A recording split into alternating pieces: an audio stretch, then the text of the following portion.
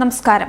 ഇന്നലെ പാരീസിൽ അഗ്നിക്കിരയായ Notre Dame cathedral വെറും ഒരു ചർച്ചോ ചരിത്ര സ്മാരകമോ മാത്രമല്ല, മറിച്ച് ലോകമെമ്പാടുമുള്ള കത്തോലിക്കരുടെ വിലമതിക്കാനാവാത്ത ആശ്വാസ കേന്ദ്രമാണ്. നല്ലൊരു ഭാഗം ഇപ്പോൾ കത്തി നശിച്ചിരിക്കുന്നത്. നിർമ്മിച്ചുയർത്തിയതു മുതൽ നിരവധി പ്രതിസന്ധികളെ നേരിടേണ്ടി വന്നപ്പോഴും അവയെയെല്ലാം അതിജീവിക്കാൻ ഈ കത്തീഡ്രലിന് സാധിച്ചിരുന്നു.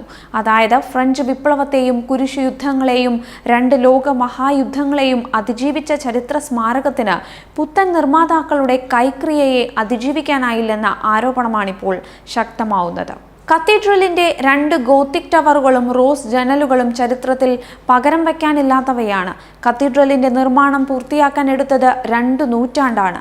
ഇവ കത്തിച്ചാമ്പലായത് വെറും 63 മിനിറ്റ് കൊണ്ടാണെന്നത് ചരിത്രത്തിന്റെ വികൃതിയാകാം. 52 ഏക്കറിൽ നിന്നും വെട്ടിയെടുത്ത ഏതാണ്ട് 1300 മരങ്ങളായിരുന്നു നോത്രദാം കത്തീഡ്രലിന്റെ നിർമ്മാണത്തിന് പ്രധാനമായും ഉപയോഗിച്ചിരുന്നത്. നിർമ്മാണത്തിന് മരം കൂടുതലായി ഉപയോഗിച്ചതിപ്പോൾ കത്തീഡ്രലിന്റെ നാശത്തിനും പ്രധാന ഹേതുവായി മാറിയിരിക്കുകയാണ്. കാരണം ഇതിന്റെ ചുമരിലും മേൽക്കൂരയിലുമുള്ള മരഭാഗങ്ങളിൽ അഗ്നി ബാധിച്ച് വേഗത്തിൽ പടർന്നു പിടിക്കുകയായിരുന്നുവെന്നാണ് റിപ്പോർട്ടുകൾ.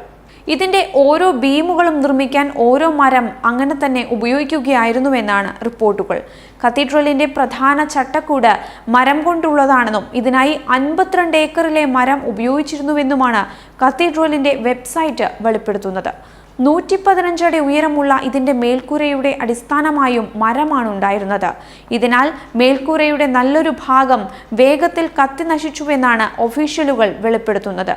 വളരെ പഴക്കമുള്ള ഇവിടുത്തെ മരത്തിന്റെ നിർമ്മിതി തീപിടുത്തത്തിന് കാരണമാകുമോ എന്ന ആശങ്ക കഴിഞ്ഞ കുറച്ചു കാലമായി ഉയർന്നു വരുന്നുണ്ടായിരുന്നു.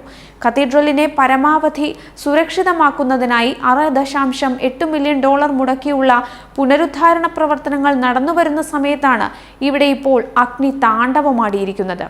കത്തീഡ്രലിന് അഭിമുഖമായി നിലകൊണ്ടിരുന്ന ചില ശില്പങ്ങൾ പുനരുദ്ധാരണത്തിന്റെ ഭാഗമായി കഴിഞ്ഞയാഴ്ചയായിരുന്നു നീക്കം ചെയ്തിരുന്നത്.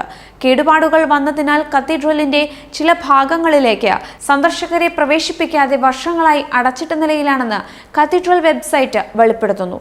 ചില ഭാഗങ്ങളിൽ മേൽക്കൂരയിൽ നിന്നും പഴകിയ മരഭാഗങ്ങൾ വീഴുന്ന അവസ്ഥയുണ്ടെന്നും വെബ്സൈറ്റ് എടുത്തുകാട്ടുന്നു. ചരിത്രപരമായും കലാപരമായും ഏറെ പ്രാധാന്യമുള്ള കെട്ടിടമാണിതെന്നാണ് ചരിത്രകാരനായ കരോലിനെ ബ്രൂസേലിയൂസ് 1987 തന്നെ വിലയിരുത്തിയിരിക്കുന്നത്. നിരവധി വട്ടം ഈ കത്തീഡ്രൽ പുനർനിർമ്മാണത്തിന് വിധേയമായിരുന്നു. അതുല്യമായ കലാരൂപങ്ങളുടെയും പെയിന്റിങ്ങുകളുടെയും കേദാരമായിരുന്നു ഈ കത്തീഡ്രൽ. അവ കൂടിയാണ് അഗ്നിബാധയിൽ നശിച്ചിരിക്കുന്നത്. തങ്ങളുടെ പൈതൃക ശേഷിപ്പ് ഒരു പിടി ചാരമാകുന്ന കാഴ്ച കണ്ട് പാരീസ് നിവാസികളിൽ നിരവധി പേർ ഞെട്ടിത്തരിച്ചു നിൽക്കുന്ന ചിത്രങ്ങളാണ് ഇപ്പോൾ പുറത്തു വന്നുകൊണ്ടിരിക്കുന്നത്.